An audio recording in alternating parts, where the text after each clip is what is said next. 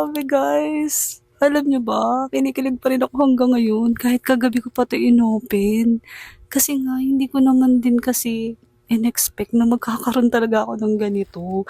Kasi guys, alam ko, yun nga siyempre 'di ba nakakatakot na bumili sa hindi legit na shop. So ayun na, until one day, may nakita ako na dumaan 'to sa ano ko talaga, sa feed ko and ayun nga, pagtingin ko hindi naman legit shop yung nagbebenta. Sabi ko, hala baka peke. So ayun, dumiretso agad ako guys sa mga reviews and nakita ko talaga ang ganda ng quality ng mga na-receive nila.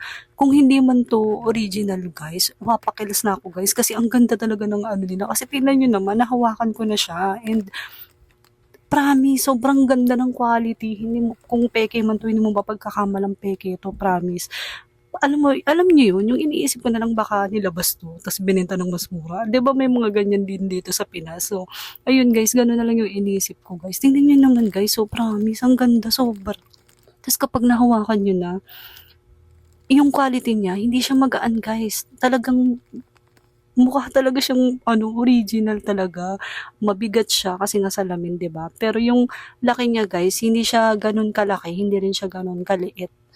Siguro sakto lang naman para sa akin yung size ng mirror. And sabi kasi nila yung malaking mirror talaga nila ng flower nose is yung Bear, yung sa Bear collection nila. So ito kasi guys is Bunny Garden collection and this is one of my favorite. Yung pinaka gusto ko talaga sa mga collection ng salamin nila. And ayun, sabi ko, hala, nakuha ko yung gusto kong salamin. Alam niyo ba guys, na ang tagal ko ng pangarap na magkaroon ng ganito.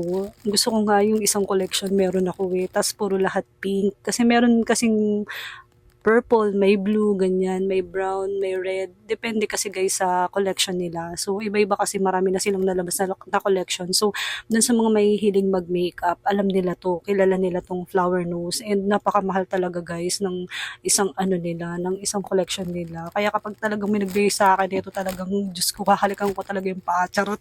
Kasi guys, hindi ko naman, alam niyo yun, yung kapag galing siguro sa pera ko at saka sa sitwasyon ko ngayon, hindi talaga ako bibili ng ganito kasi alam ko naman yung value ng money para sa akin sa ngayon. Pero siguro kung mayaman na ako na wala na akong magawa sa pera ko, bibiling ko talaga lahat ng collection nito guys, promise. Pero sa ngayon, guys, ang sabi ko, kahit salamin lang, okay na ako. Kahit isang salamin lang. Until eto nga, yan, nabili ko na yung isang salamin. Wee! Kinikilig talaga ako marami. Sobrang kilig ko. Hanggang hindi na ako makaget over. So, ayun guys, kung gusto nyo rin nito, guys, nandyan lang yan sa yellow basket, ilalagay ko.